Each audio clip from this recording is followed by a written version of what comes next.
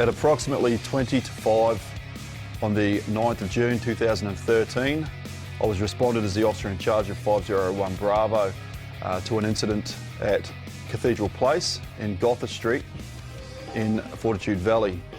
We were responded to an alarm activation as well as 000 calls that were received. I was making my way to work, and a couple of blocks away I noticed a plume of smoke and then lost sight of it. When I got to the station, I was met by Steve, and of course he let me know that there was the fire at Cathedral Place, which was clearly visible.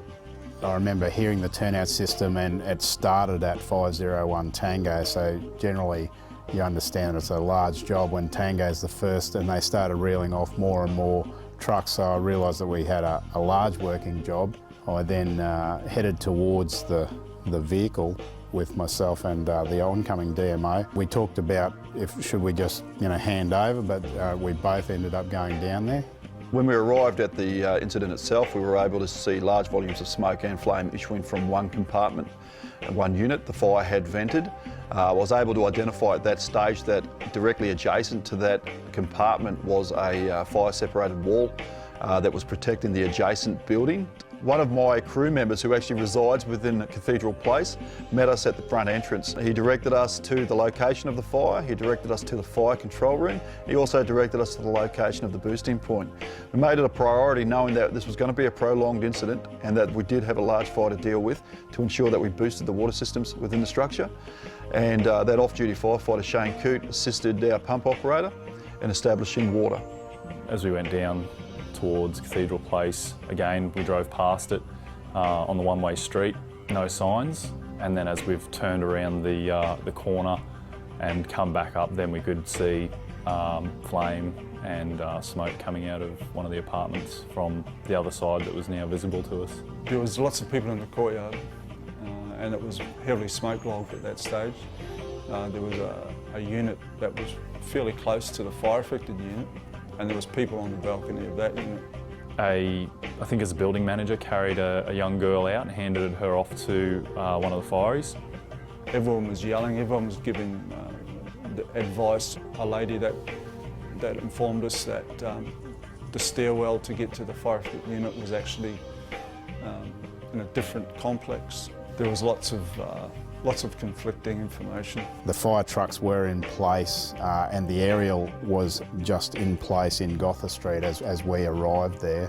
I was able to access the fire control room, which was in A block, adjacent again to that structure. We were able to make access to the only egress and access point to that structure to get initial firefighting teams into action. As soon as we pulled out of station, we could pretty much come onto Turbot Street. We could see some smoke in the distance, and as soon as we come sort of past Wharf Street, then we saw it was pretty heavily smoked, so we knew we had to switch on.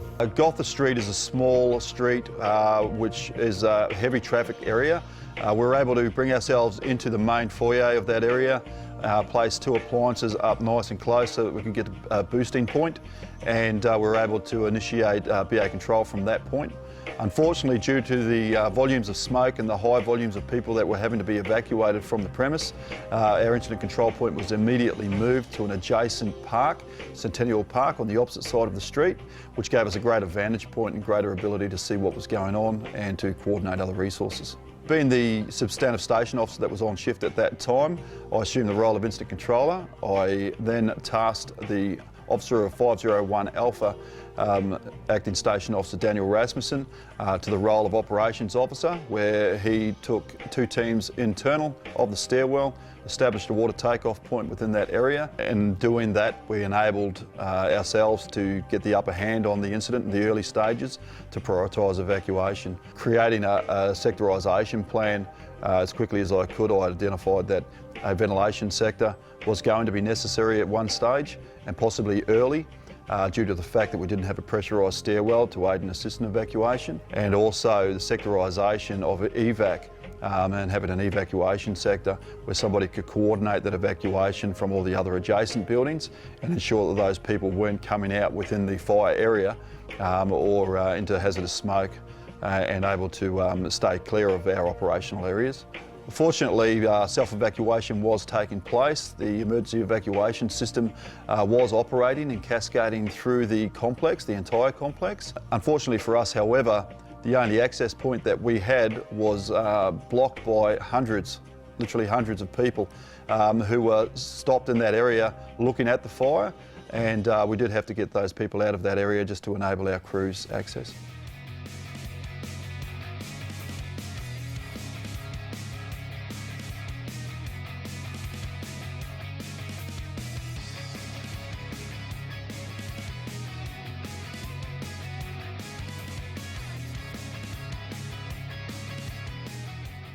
We've got a very robust system with the GAR system. It takes the guesswork out of responding appliances.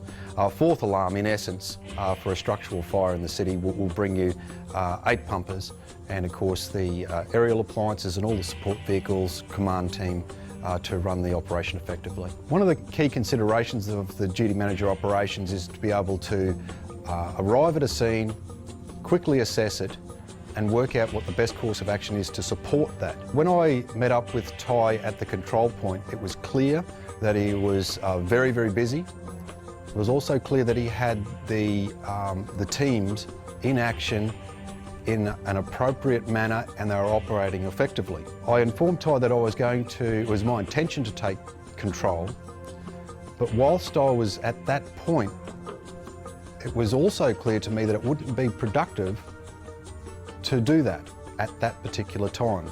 So it was my decision to go ahead and allow Ty to remain IC, continue on a 360, make an assessment knowing that a fourth alarm was coming. Upon arrival, getting those first teams into action with fire suppression and fire containment on that fire floor, and having additional teams then assist them with an immediate evacuation of the fire floor to make access to other units, I was able to pull myself back to a point where I was able to really see what the fire was doing in the upper areas of that roof. My initial thoughts were that this building isn't reacting the way this building should react, or what I expect it should react like. The fire escalated very, very rapidly.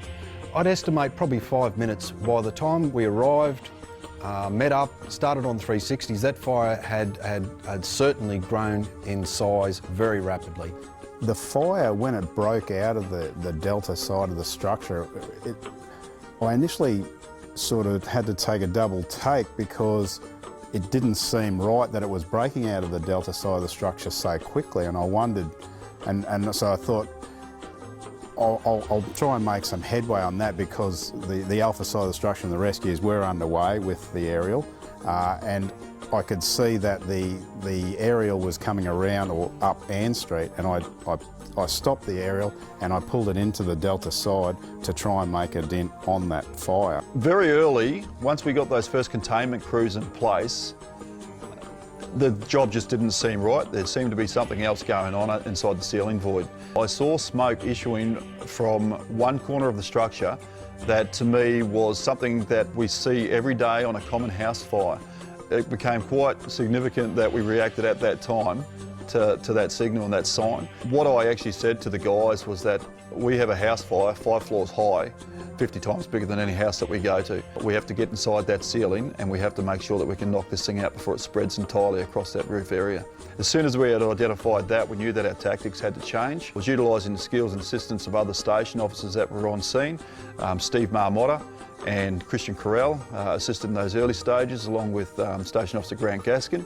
And the 2 DMOs that I had there, Acting Inspector Steve Holland and Acting Inspector Brett Finnis, assisted me to enable a sectorisation plan to completely manage the incident. Initial firefighting teams that made entry to the fire floor were able to give us an insight into what the fire was doing within the ceiling area. The fire was reacting in a way that we weren't expecting, therefore I appointed an officer to go internal, Station Officer Mark Darelove. I asked him to take himself up to the fire floor, position himself in a position where he could identify what was going on with the fire in the ceiling cavity itself, and give me some good intel in regards to what our firefighters were doing and what we were achieving with the application of water in our tactics. As soon as the aerial appliance was established on Ann Street, I sent 2 firefighters up in the basket. They were able to get back to us with information that they were receiving from their thermal imaging camera, and what they could see through the smoke. Fire had actually penetrated the lift motor room, and it was starting to break through that area. There was a lot of fibro facade, and the fire was also starting to break up between the corrugated iron sheeting and the fire-rated wall which separated H block from G block. That required us then to focus on external operations as well as internal, which obviously then becomes a safety concern for us when we have teams internal of a structure. At this stage I was also able to identify other hazards that existed. Automatic shutdown of power and automatic shutdown of gas supplies to H block had been achieved, and I was able to reinforce this and put this message across the fire ground to ensure all staff were aware of it.